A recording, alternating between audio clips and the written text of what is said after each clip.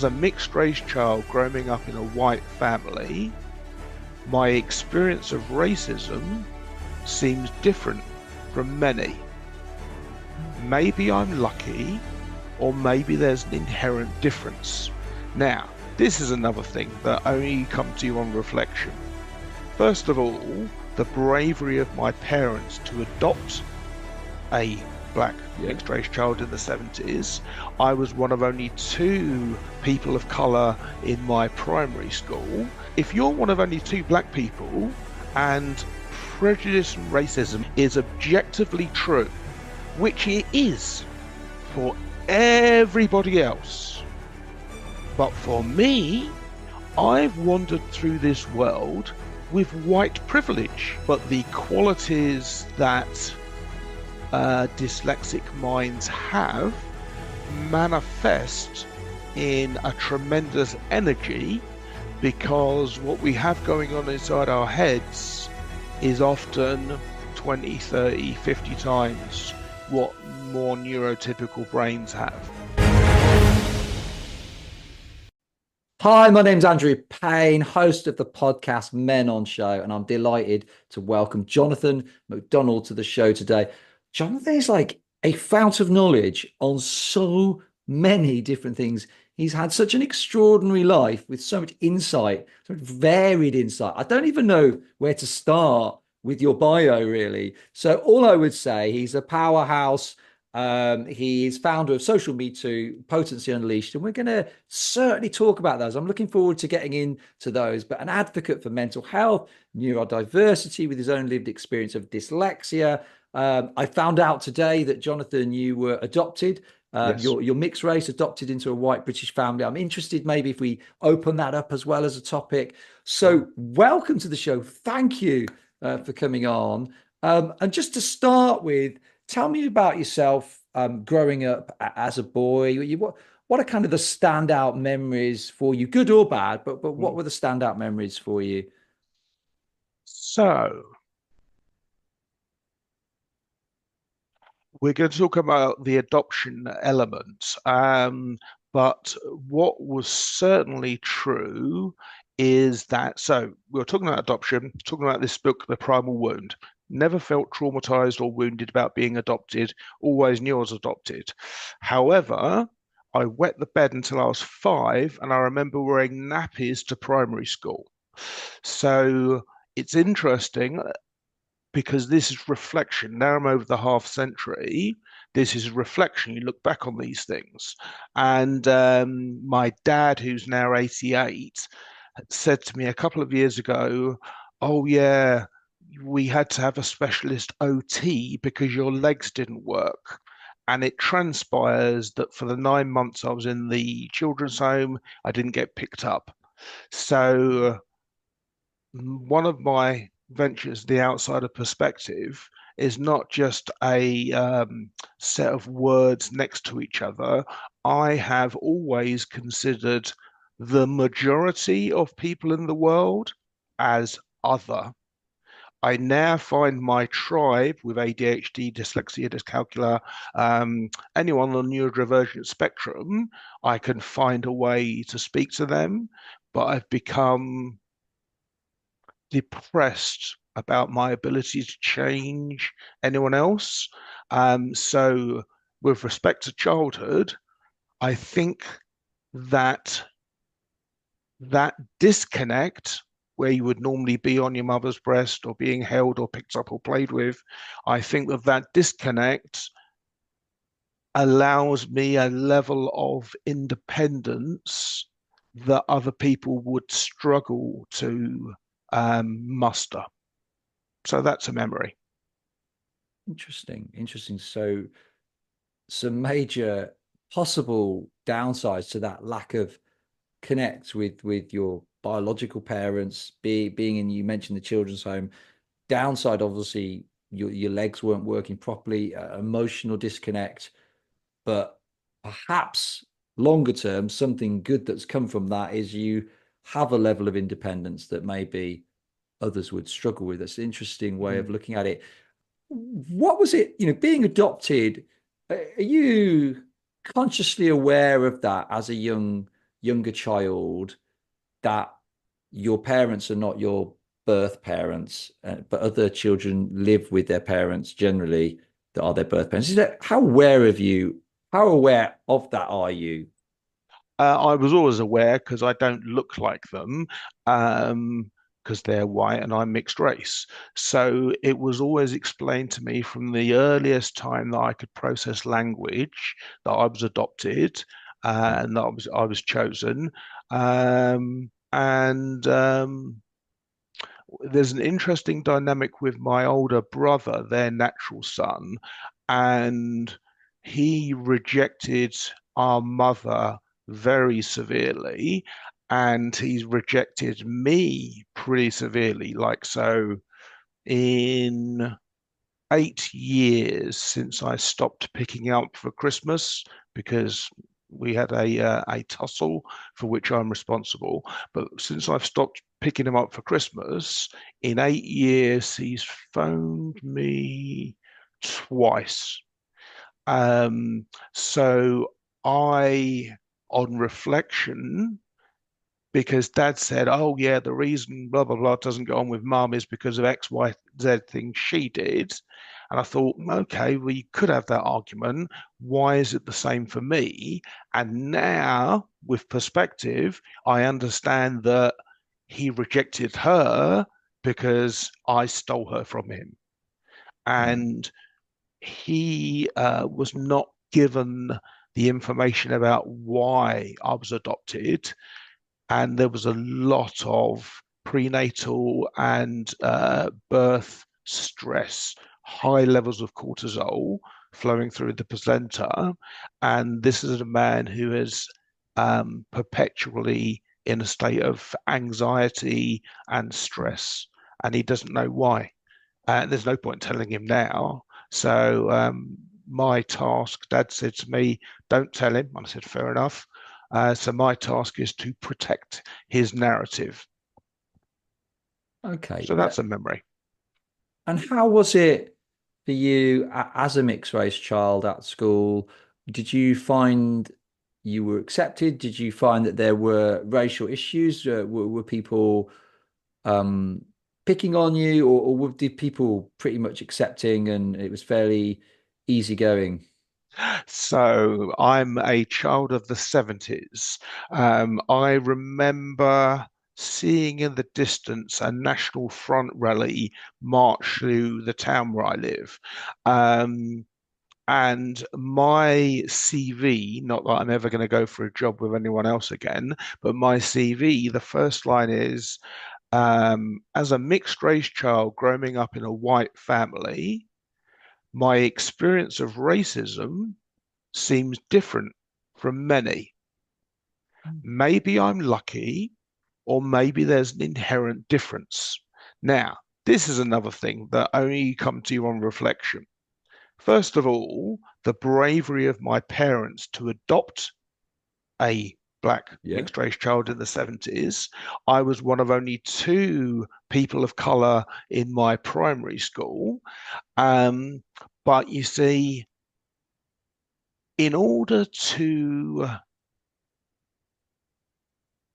take the meaning that you're being discriminated against or experiencing prejudice, requires that the stories of how that's occurred throughout history, because it is the case, we see in every country far right parties, anti immigration parties coming out. So the current unpopular is one of color. Used to be no Irish, no blacks, no dogs. Then we voted out of Europe, so we weren't happy with white migrants. So it's an interesting thing because I so I used to ride motorcycles. We'll talk about my accident that I had, maybe. But I used to ride this bike called a Honda Fireblade. It was the fastest production bike at the time. It was colored like a tiger. I was wearing an illegal crash helmet with an illegal visor, an illegal exhaust pipe, pulling power wheelies, pulled over by the police. Now, at that point, they don't know what color I am. So I got off the bike, immediately take off my helmet, take off my gloves, and go over to them and look them in the eye and say, "Oh, I'm really sorry.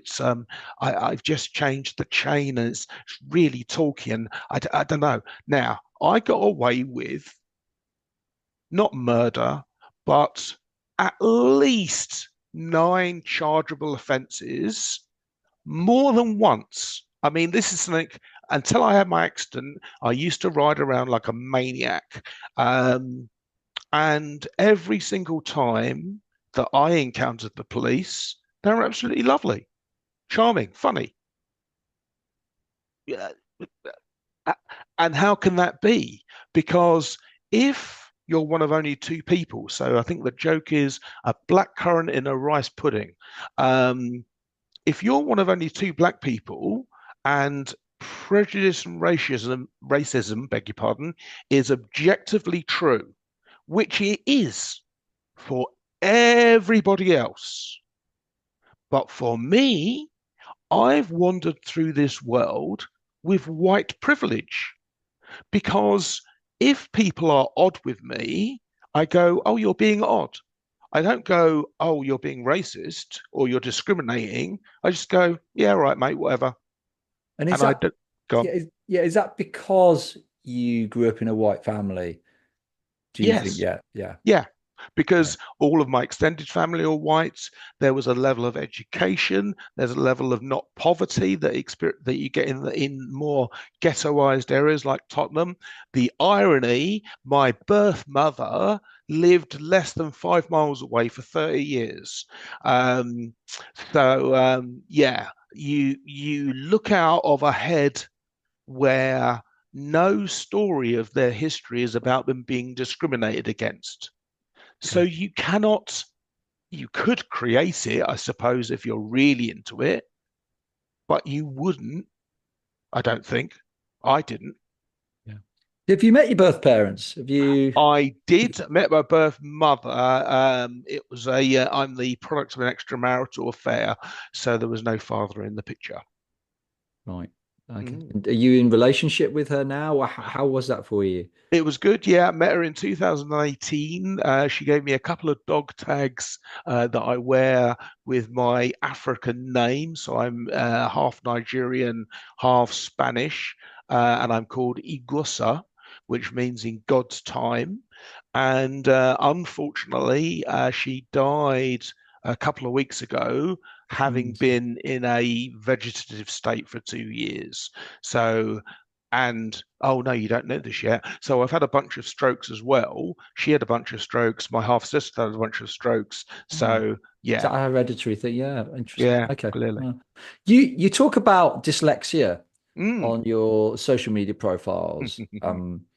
How did that affect you at school? So I'm picking up, you see, that although you were a mixed race child in a white British family, you were at school, you were very much in the minority, but I'm not picking up that you saw yourself as a victim of racism at that time. You didn't really experience that. You have white privilege, although your skin is not white. I get that. Did, was dyslexia a problem for you at school? Did that make challenges, or was it were you well supported? Did you even know you had dyslexia? No, because in the 70s it wasn't a thing. Yeah. Yeah. There was a report card. Excuse me.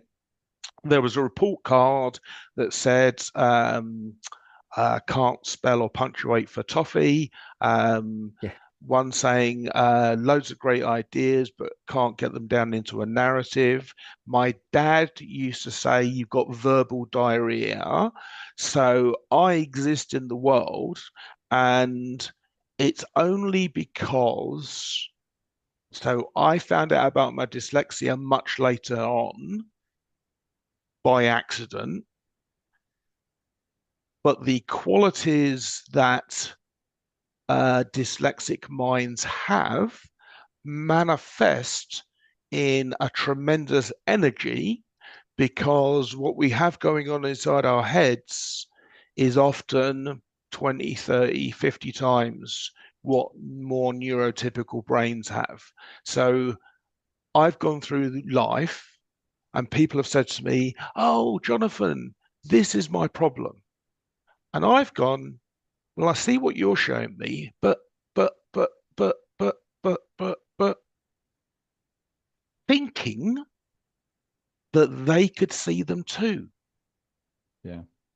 And only now understanding that it is a massive imagination creating different versions of the senses as they're received to create different perceptions.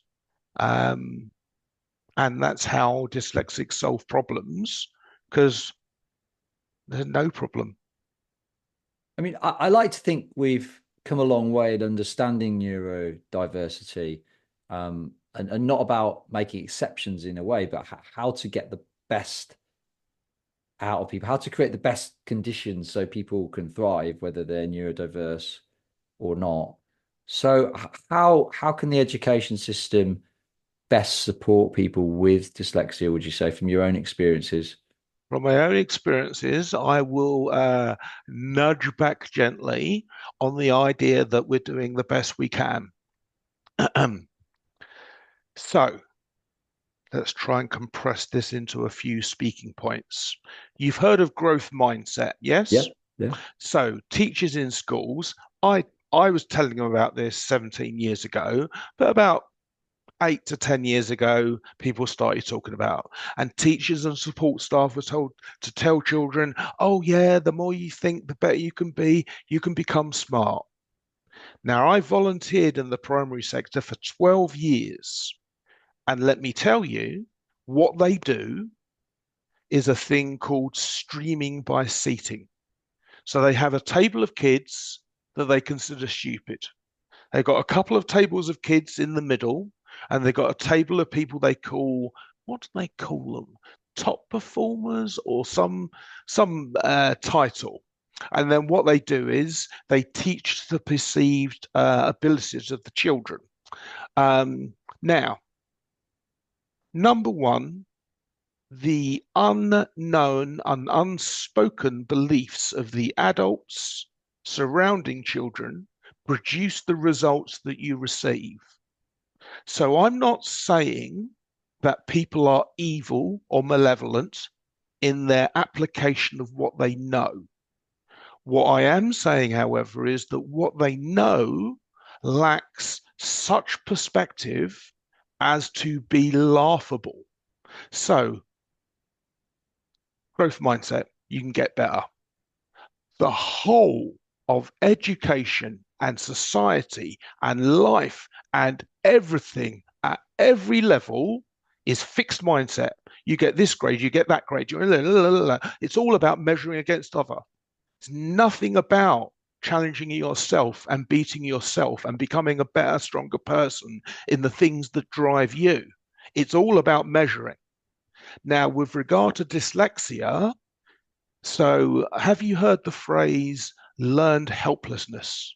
yeah. Okay, so you take a lot of people that struggle with your system. Now, let me explain again why they are so utterly, utterly just misinformed, would be what I would say if I thought I could inform them. Um, Unable to conceive of is what I think is the truth. So to teach spelling, reading, and speaking, they use phonics. And in primary school classrooms, they have letters all going around the wall. They have groups of sounds all going around the wall. Now, British English is a nightmare because we have 3 or 4 times the words of most other languages because we've stolen them from everywhere. And we don't spell things the way they sound. So for speaking, phonics is the perfect tool. For spelling, it is so bad as to be a joke, but it's not a joke because these children get told a system by the adults. And then they apply that system and get wrong answers. And what does that tell them? It tells them they're not good enough. It tells them they're not clever. It tells them they're struggling. And then they give them, oh, let me help you. The Yeah. fact of the matter is that, so I am a NLP, Neuro Linguistic Programming practitioner, master practitioner, in fact, and there is a NLP spelling technique. NLP is the study of modeling. So NLP people studied good spellers, and they found that good spellers always see the word in their mind. Now, I was trying to find out why dyslexic secondary school kids had great, amusing, funny, great characters, but when they had to write down and read out what they'd done at the weekend, it went from to I went to the park. And this isn't a specialist secondary educational needs school. And I went, shit, you've got dyslexia. And it was in the process of finding out how to teach them that I read in this other woman's books 5 accounts of a thing I'd written in my own book 5 years earlier. And I went, oh, I failed English. And I went, oh, I couldn't spell for toffee. And I went, oh, I hated education. And then I went, oh, I'm dyslexic. So then the first thing I do when I'm given any new knowledge is run number one, a series of several thousand thought experiments, but I also then experiment on the technique. And the technique is absolutely sound. You just have to train your neurology to do it. So I unfortunately only picked this up at the end of my volunteering experience. So I've only coached 18 children with dyslexia. And once you get over meeting someone, so you have to meet and show an interest and find out about the child before you get into anything. Once rapport is established, I can train a child to spell a word, any word, in 90 minutes. And the technique is so powerful. So basically, what you do, you start with simple words like dog, and you go to them, picture a dog in your mind. They go, yeah, okay. Then I go, okay, now open your eyes and tell me where your dog is. Now, NLP understands that looking up, one way is recall, one way is construct. But it's not the same way for every child. That's where you always calibrate, but you find out where it is in space.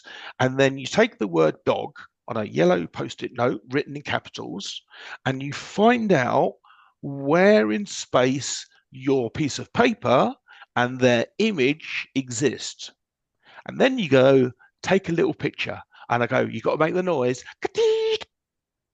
You take away the paper, and you say spell it, and they spell dog, but dog's easy. So you do Yeah. a couple of easy ones. Then you go, okay. I'm looking at a book at the moment called Extraordinary Women in History. So extraordinary for a primary age child is a extraordinary word. But what you do is you get them to think of a picture that associates with extraordinary, put the word in there, get them to look at it, get them to take a picture. Just fun. It's just we're taking a picture, take the paper away. They can spell it first time every time. And then what you do is you go, what's your favorite color? And they might go blue or purple or pink or whatever it is. You go, okay, make the letters in that word that color. And you can see them because it goes from recall to create, because they have to create that representation of the letters. So you see their eyes move. And then you go, what's the last letter of that word? They go, one before that, one for that, one for that, one for that. They can read the word backwards because they're looking at the picture. Yeah. And is dyslexia, is that more common in boys than girls? I know that obviously as young infants, boys brains develop at a different pace to girls. Boys make up 70% of late talkers. As infants, at least, girls' communication skills, as a trend, tend to be ahead of boys. And then, of course, I'm imagining here, so I'll just paint the scene here, but therefore, boys typically struggle more with some of this stuff, like the phonics, the writing, the spelling.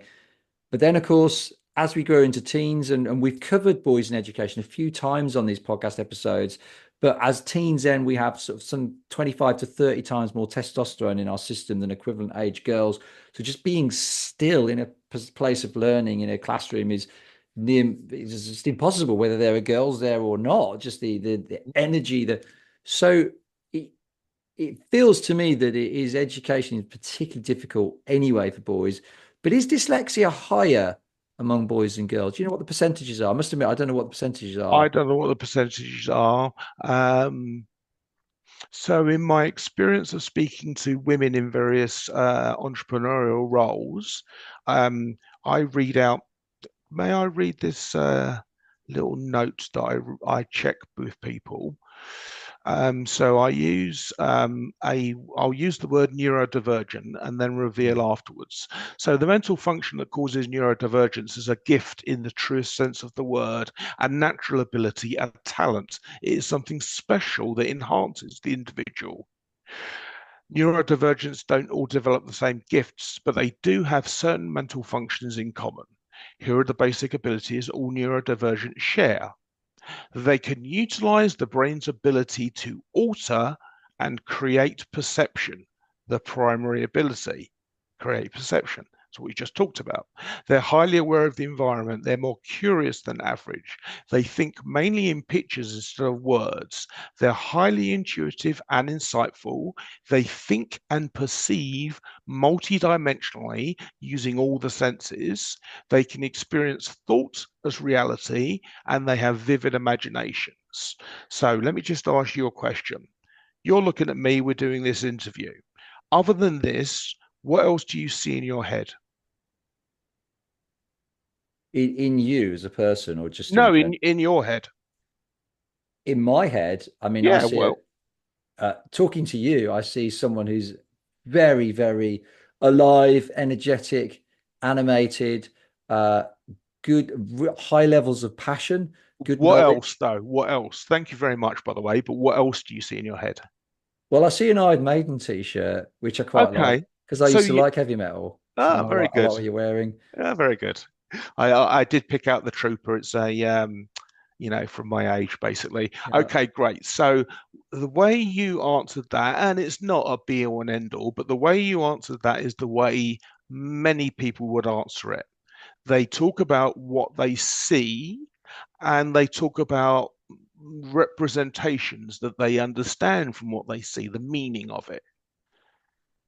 If you ask a dyslexic, so the only reason I know this is because I had 6 strokes. The last one wiped me out. I had to rebuild my consciousness and I had to do it from everything had gone. I couldn't even see. Light came in, but I couldn't get the muscles to work. So everything I had to learn again. And because I'm dyslexic, what I do is I see pictures in my mind. So you take a wiped out brain like a dark, empty void, and then you start building lights and energies and pictures. And basically, what I started to do, and I comment on this throughout my book, I started to go, yeah, it's like there's 3 or 6 spheres of like I see the scene 6 times over, but not just that, there's a thing called submodalities. So you could go from complete blackness through black and white, through color to super saturation to color out. There's a Volvo advert, not anymore, that shows the scenes round bends and twists and turns in the road that you don't see.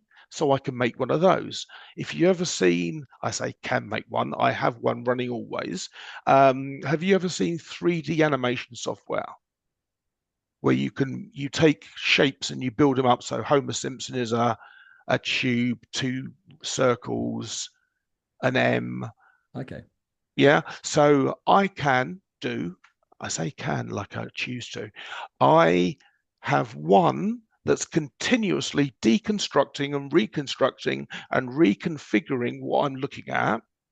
I've got one that's like the ends, it's called pointillism, but that's like the ends of fiber optic cables. There was a light for the house that you could buy in the 80s with wavy light fiber optic cables with different colored lights going out of it. So I see the scene, but swaying as dots.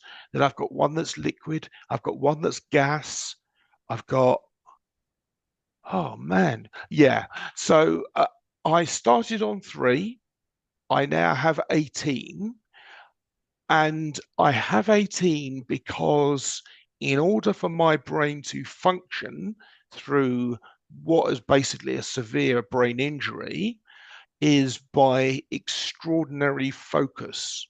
So, the focus to hold them in place, to be aware of what they're doing, and to nonetheless construct and move through the still world requires mental effort.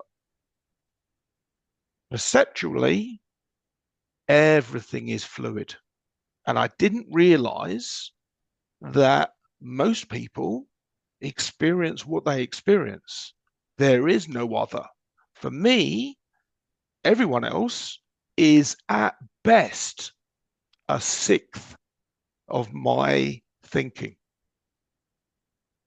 So, boys, girls, who knows? Who can say? Most dyslexics are not aware enough of their own thinking. Give you a quick example. Sorry to speak so much. Lewis Hamilton won the British GP yesterday. Now, he hadn't won it for 3 years. 3 years ago, when he won it, he had a 10-second pit lane penalty. He came in at the front of the field, 10 seconds in the pits, came out of the back of the field. 10 seconds separated the top 15 drivers in that race, and he came from the back of the field and won. And I wasn't even watching it, I saw it on the news, and I wandered into the gym the following day, and I went, is Lewis Hamilton dyslexic? And no one knew. So I came home, typed it in, Lewis Hamilton's dyslexic. Now, I'm an advanced driver, police trained, all the yada, yada, yada, and there's a thing called the system of car control, and it's all about perception. And when I'm driving, I'm using 8 mostly.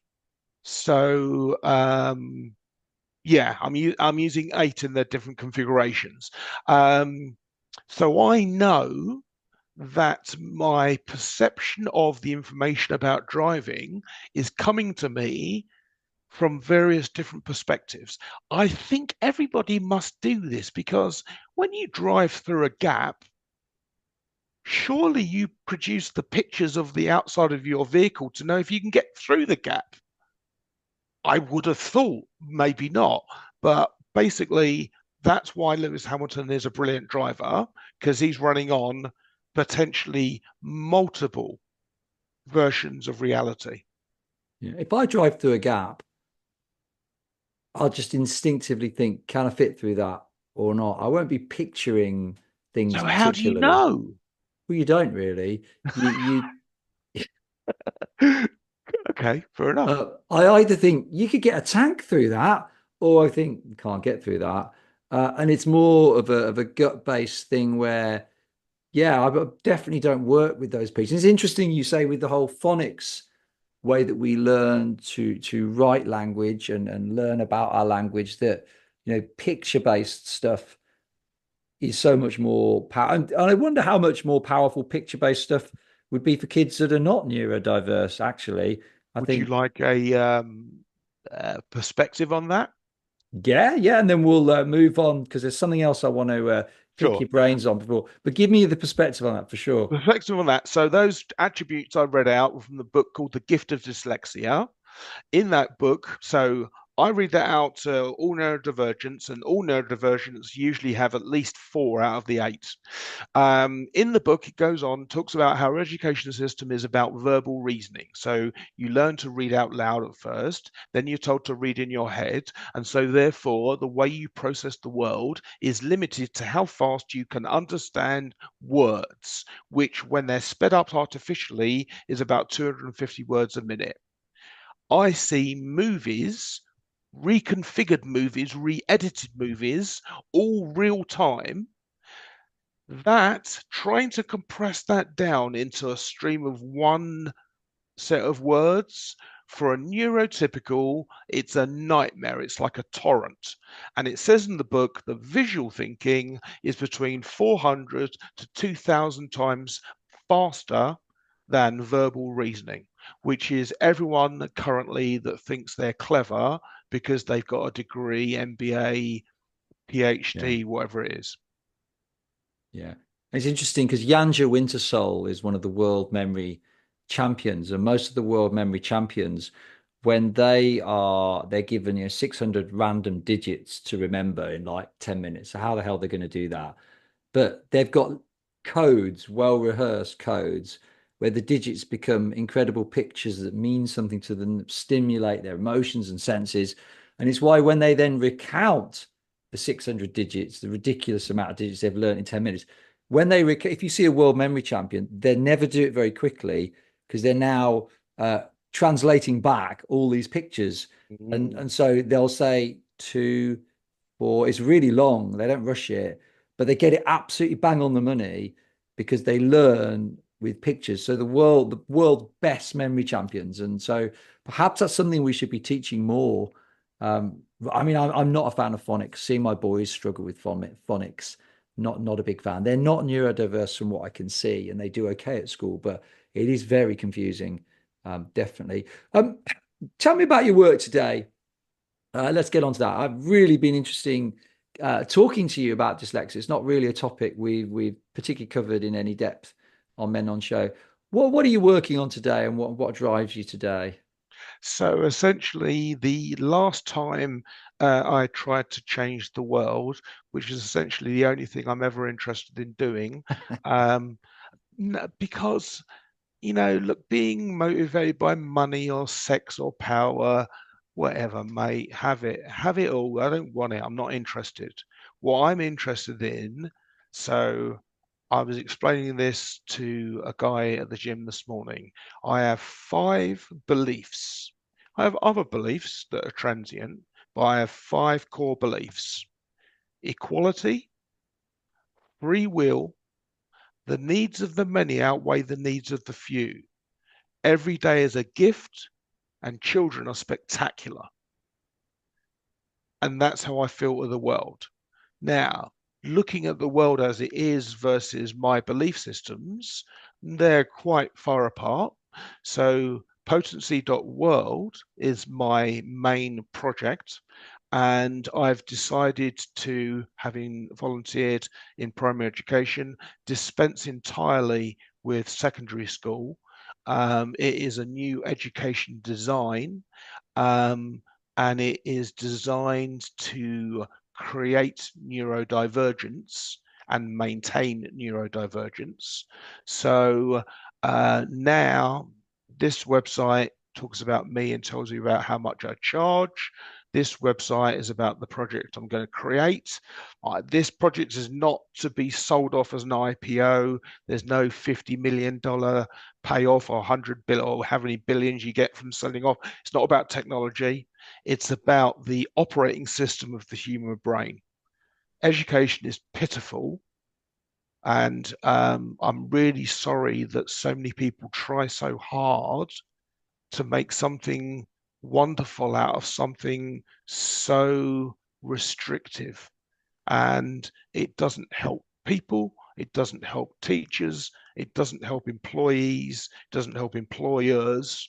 Um, in fact, the only people that seem to be helped by education are the providers of it, insofar as they're paid for their efforts, however misguided. So what I'm doing now is I have defined my price. My price is determined by my value. Um, that value is that in less than 15 minutes, I can just rip apart anything you're doing at the best you can do, maybe an hour, and do it better because it's just such a practiced routine now that you look at something and you go, So, so is oh, Potency World, what are you doing for the education sector then? Are you troubleshooting no, no, no, I'm not touching it. Not right? interested at all So, with so any of it. what's the work you're doing with So, Potency World? so Potency World is a education revolution for girls between 11 and 18. We're obviously here on a men and boys show, but basically girls suffer their biggest drop in confidence as they move from primary to secondary school. So I'm thinking, oh, blimey, that's a real shame. And then you start thinking about how the world is for a young girl, and they suddenly become aware that they're very sexualized, that they're judged very much on their appearances and their popularity, and they're conditioned to be people pleasers. So that unfortunately limits our world, our species, because it basically women hold back, stifle, then repress themselves. And the education system, which is, oh, I'm at this mark, I'm on this grade or this grade or that grade, it just creates anxiety and no useful skill whatsoever. So I am the living demonstration of what's called neuroplasticity. I had a complete wipeout, left hemisphere, right side, Pons stroke, if people want to look it up, PONS, capitalized. So I am the outcome of what you can do with the brain if you apply yourself. And I'm going to apply that to these girls, and that will make their brains operate in a different way from anybody in education. And when I say different, I mean vastly superior. I mean, I think the education system definitely needs some major attention in how we deliver it. I suppose my concern, I mean, I think anything for girls and women, of course, is absolutely crucial. And I think absolutely, I can see that there would be confidence issues. I wonder how much of the confidence issues one might blame on social media, more so even than the education system today, or whether they're just a fairly toxic mix as it is for I girls think it's a today. fairly toxic mix. I mean, part of Yeah, what we're doing in these academies is that we're controlling the broadcast and social media. So we'll have our own broadcast media and yeah, social media companies. And the idea is to change the narrative because the yeah. narrative inside people's heads is what they Yeah. experience in the world. Yeah. So I mean, that's what needs to change. I definitely think what we do know, there's some things they must be doing right because girls outperform boys in every subject at school, from primary through to secondary, barring maths. In fact, number of graduates now, 57% graduates are female, only 43% are male. So I do feel that if anybody is struggling at school, it's the boys. The education system fails the boys. But I Mhm. think as it stands, yes, we need to put measures in place for our girls and for our boys as well. Look at, well, why is the education system? How would it be failing our girls? How can it be made better for girls? How can it be made better for boys? Bearing in mind that biologically we're different, so we have different needs. How would you run a school, a mixed school that reaches out and supports the best outcomes for girls and for boys? That's a big ask. It's a big ask, but It something depends on we what should you be mean by the working best towards. outcomes. Best outcomes in terms of confidence, in terms of cohesion between the genders, Okay. um, in terms of those kids, boys and girls, coming out of school feeling happy about themselves, Mm. positive about their future, not feeling like they've been lost, forgotten, that they hated school. The girls and boys look back at school and think, I had a good time. It was fun. I had some fun. Yeah, yeah, that would be really nice if they could do that. But given that, um, oh, there's so much to unpack. So Oh man, there's so much to unpack. Okay, so from the age of 4 stroke 5, children are conditioned to, like Pavlov's dogs, arrive at their workplace half an hour early, accept complete authority and control without question, to be determined whether or not they can go to the toilet, to be shouted at, screamed at loudly by adults overbearing, to get an hour for lunch and then go back to the grind, to expect additional work unpaid in your own time. That, my friend, is a completely broken system for boys and girls. This is my attempt to produce 500,000 differently wired brains that, as this civilization, as we can all see it slipping off a cliff, it might not be the end of the human species, but I think we're at the precipice of society, civilization in this current form. So my concern is creating the humans for the next civilization. And I was being interviewed by a friend of mine about this, and she asked me why only girls. I said it's a 10-year project to prove the point about education, but obviously when I'd roll it out for boys and girls. So once my idea is proved, it will create change at several different levels in society, and then people will either choose it or not. So, from your experiences as a guy, and we're seeing some encouraging signs for me. For me, men and boys have been largely forgotten from a lot of the well-being, diversity, inclusion, equality space. I'm really excited. Melinda French Gates, a known philanthropist, Mm, um, her latest round of funding that she's announced, at last, she's announced some initiatives, funding initiatives for programs for men and boys, very much in brilliant. the minority. But it represents a step change. Even the Labour Party are talking about a men's health strategy, which is quite surprising. Usually, the voices speaking up for men and boys come from the right of the political spectrum. It's great to see it's coming from the left. People are catching Mm-hmm. up. We need to do stuff for men and boys. Um, what can we do for men and boys? How do we help men and boys to be the best version of themselves? Just thinking about yourself as a man and within society. Um, what practically can we do to create a better world for men and boys? So it's quite lucky that I've had recently a moment of serious self-reflection with regard to approaching women. There is talk, I don't know what they're called, incels, I think. The incel movement. Yeah. Incel movement. You've got Andrew Tate, who I've never actually listened to a word he said, but he's been arrested for X, Y, and Z. You have this pornography in the presentation of everything, especially sexuality, and you have boys still being raised. It's better, but still being raised without emotional intelligence as a key component.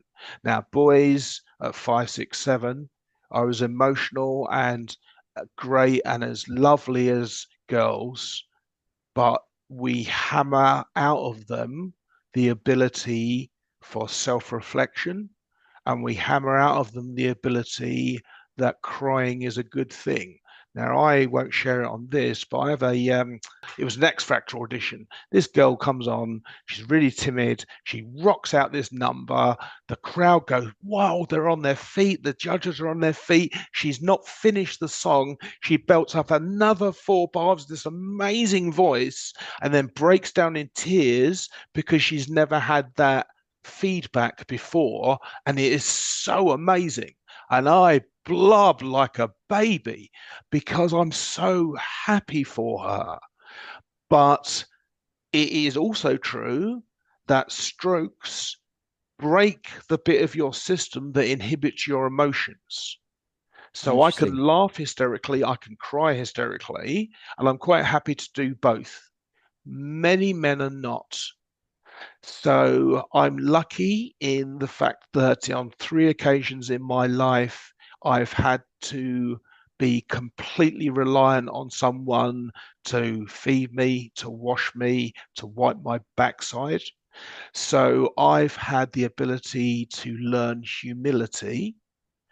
And then the nature of trauma gives you a level of self-reflection that most people, many people, struggle with. There's a thing called confabulation where we'll always make ourselves out to be the winners. So, in answer to the question, I had spoken to these three women in the gym. When I'm in the gym floor, I've got my headphones in, don't want to talk to you, nothing. When I go down to the steam room and the sauna, I'm at my most energized throughout the day. And I had been in the habit of starting these mass conversations about this and that, and really holding court, being a sort of, facilitator of conversations. And then I had this chronic moment where I went, because I'd never go up to a woman on the gym floor with her headphones in and start a conversation. And it not occurred to me that most people spend the sauna and steam in quiet. So I said I was going to apologize to these three women, to men that I speak to in the sauna. They went, "Oh, no, don't do that. Oh, no, you're stupid." And I said, "No, I want to do it because what I've done is it is my male entitlement, the inherent belief that I can go up to a woman anywhere, anytime, whether she's shown me interest or anything, and starts a conversation." Now, this is not even chatting women up. This is about understanding that, unfortunately, women are being killed, murdered, and beaten by men and in ever increasing rates. So, from a woman's perspective, when they look out into the world, at least half their brain is thinking about threat detection. They're worried about, is this person a threat to me? So for boys and girls to have a better experience, for men and women to have a better experience, men can open themselves up from holding inside their emotions, their core, their vulnerability. And as they can speak about those things. So I was chatting with a guy I went to school with the other day. Having a stroke affects your ability to get a hard on. And I said, yeah. And he goes, oh, I'm having that problem too. And he said, I've never admitted that to anyone before. So I find that when I speak to men and I expose my soft underbelly, it's there everywhere in all of them. Yeah. So the gap between where we are now and where it is a better world, the reason I'm starting with the girls is because when the girls are not manipulated by our society to feel less than, what they'll ask of the men or women that they partner and date with is they'll ask of them more than the majority of women who are educated differently. And in that way, it brings up the consciousness level of both. It's like social mobility. Yeah. You support women, and the whole of social mobility goes up. Melinda French Gates, you were talking about, in her book, The Moment of Lift, she's talking about farm grants and things of that nature. And they're always given to the men who sit round, blah, blah, blah. 85% of the farmers in the world are women, and they weren't being targeted at all. So I think it's true that men can feel um, isolated or put upon, and those feelings are internal. Because when I apologized to these three women, they then engaged me in conversation about some very deep, personal, traumatic things. And we had a really good conversation. Yeah. So, yeah, so that's It's my an view. interesting one, isn't it? And it is a huge challenge. And, on the one hand, research shows that women are attracted to confident men.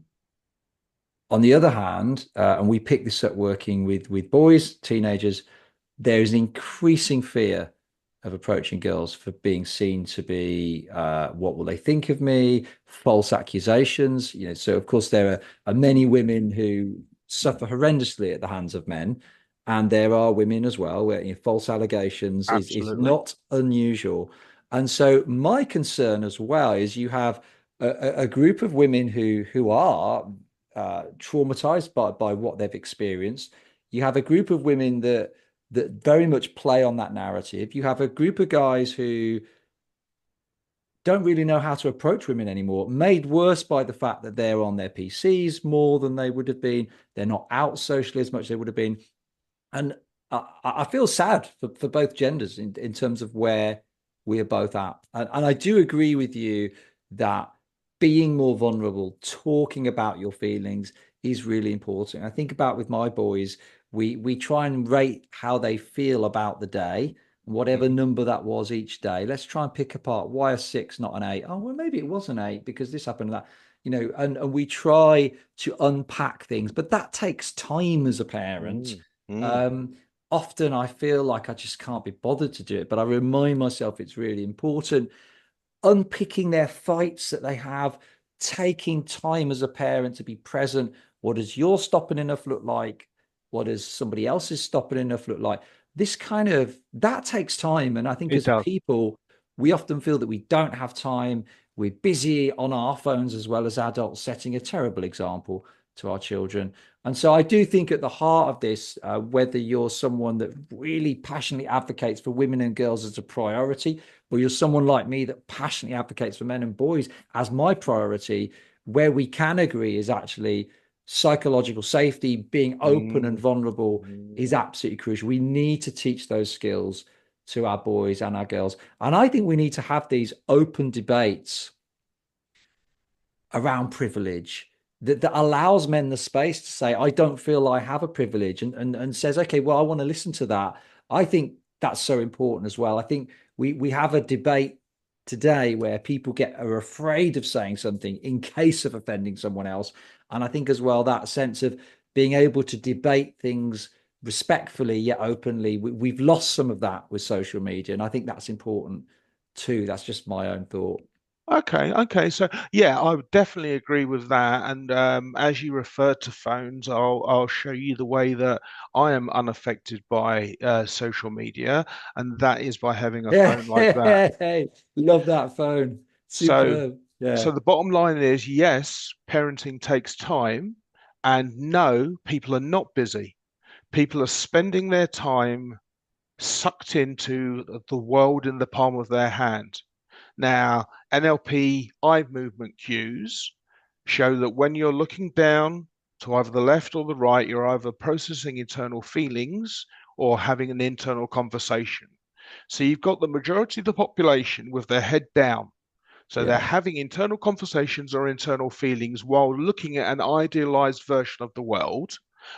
For boys, listen, I was buying porno mags when I was 11. So for boy, and that was like you used to, had to go top shelf, all the rest of it. Now you've got a world where a boy who has interests, as we all have sexually, that start, look, for example, in primary school in the 70s, we used to play a game where the girls would sit on the bench with their skirt up, and the boys would sit under the bench looking at their pants. And that was like 7-year-olds. Now it's just a game, but it's a game based on, we are designed. Obviously, homosexual and lesbian couples have a different way of approaching this, but we're designed to be attracted to each other to reproduce. So, I just did a quick check on your false rape allegations. They say it says 4%. So it is an issue, but I think that the fear mongering as trumpeted by a Farage or someone else. You're not allowed to say this or the other. It's a cancel culture. No, if you express an opinion and then if you're presented with different information, you can either revise or defend that opinion. That's not council culture. That's not being able to speak. I say all sorts of things, terribly deep, personal things, and people haven't cancelled me. In fact, this is an idea of why women need help more than men. Connection to the post. She said, I haven't admitted this part of my personality. I'm a Palestinian. I've got family in Gaza. I commented on the post and I said, yeah, okay, it's very difficult because we supply Israel with weapons, including illegal weapons like cluster bombs. I said, so I put in the post, it's very difficult for us to take a position on these conflicts, not even specifically. I said, but when it comes to the 300-to-1 death ratio, I think you're getting towards a genocide. Then someone jumped on beneath that and attacked the woman for talking about genocide when she had not at all, even slightly. So the woman wouldn't even attack the person who made the comment over attacking another woman. So that's the reality for women. They're built in this fragile cage of appearance and popularity and people pleasing, and they attack each other and don't support each other. So there is fundamental work to be done with parenthood. Yeah. I Yeah. mean, I get attacked by guys when I talk, and I have done around my experiences of domestic abuse, coming out really, really cross Mm. that I talk about it. And it's more palatable if I say, well, the vast majority of victims of domestic abuse are actually women. But I'm not going to say that because it's not statistically true. The greater proportion are, but not the vast majority. And it's uncomfortable. And I think Yeah. because of social media, we are used to seeing our own narratives that we generally connect with because the algorithms pick up on that. And Mm. so we're less exposed to other people's opinions, which means that debate, we are angrier. It's harder to consider the alternatives. I think I think maybe we'll finish on this, but I think your phone is brilliant. Mm. I have a rule on my phone because I'm all Okay. over social media. I really have to be.